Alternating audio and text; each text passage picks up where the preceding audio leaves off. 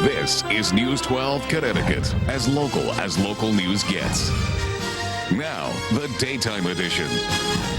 And welcome back to the News 12 Connecticut Daytime Edition, as local news gets. I'm David Smith. And hello, I'm Heather Kovar in for Rebecca Saran.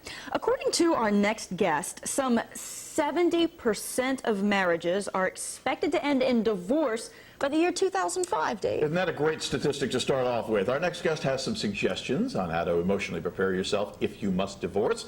She is the founder of the website divorce.forum.com, which since 1999 reportedly has received more than 4 million hits. And here to reveal her divorce survival secrets is relationship expert Susan Allan. Susan, hi.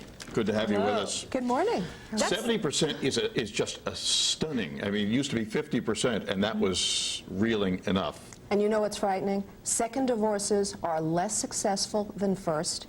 The average marriage lasts for 7 years. So I've now committed the rest of my career to teaching people how to avoid divorce. Because there are 3 crucial elements that most people just don't understand. One, avoid marriage. Is that not one of them? Oh, there we go. Well said, Heather.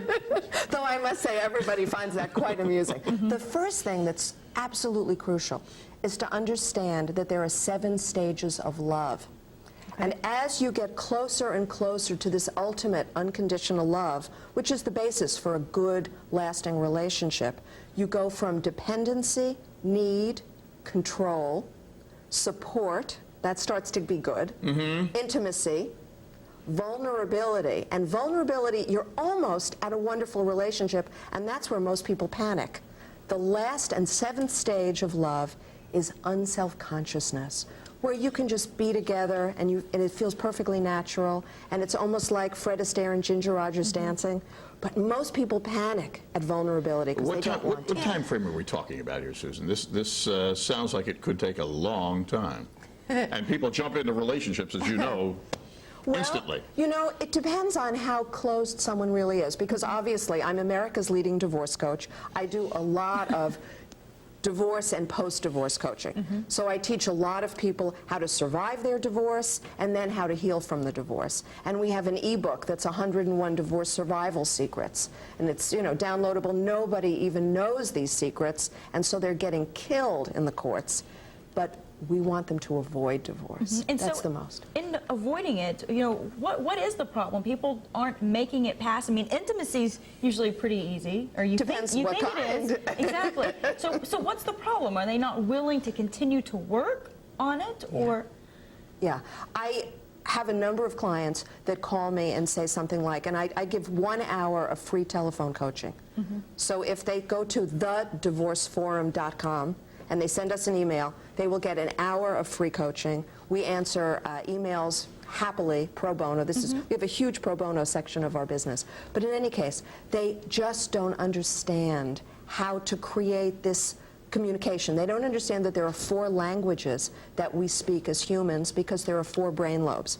So if you are mostly logical or analytical, and you fall in love with a man or a woman who's mostly creative and a visionary, then you need to learn each other's language. You need to listen in a very different way. You need to let go of all those criticisms and all those judgments of yourself and of them. So opposites may attract, but they may not be able to communicate. That's right. Or get That's along. right. And That's that right. will cause long-term or even not so long-term problems, big problems. Sure, because you know, you have that wonderful honeymoon phase where you're just getting to know each other, and he's brilliant or she's brilliant, and he's beautiful or she's beautiful, and then you go home and you don't know how to communicate. You don't know how to navigate day-to-day life. And usually what happens is you're either going to be in self-judgments or judgment of your spouse.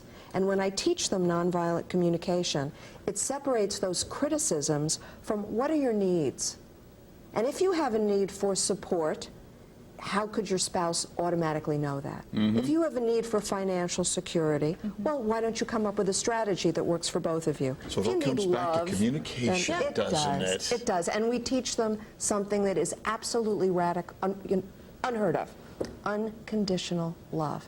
I have ministers who come to me and are horrified when I say, I'm teaching you unconditional love for your spouse. You've heard of this, I think. It's hard, though, right in the middle of not agreeing on something, and you're living with someone and you can't get away from them, to think you've got to love them no matter what. That's right. Heather, that's why that lovely dog Wilhelmina is at your knee, my dear. Yes, she Susan, is. thank you so much for being with us. You're so welcome. Great to see Thank you. you. All right, so let's get that communication flowing, and we will do more, as a matter of fact, Right in the here. communication front. Yes, we will, right here on the Daytime Edition. Plenty more ahead, right here as local news gets.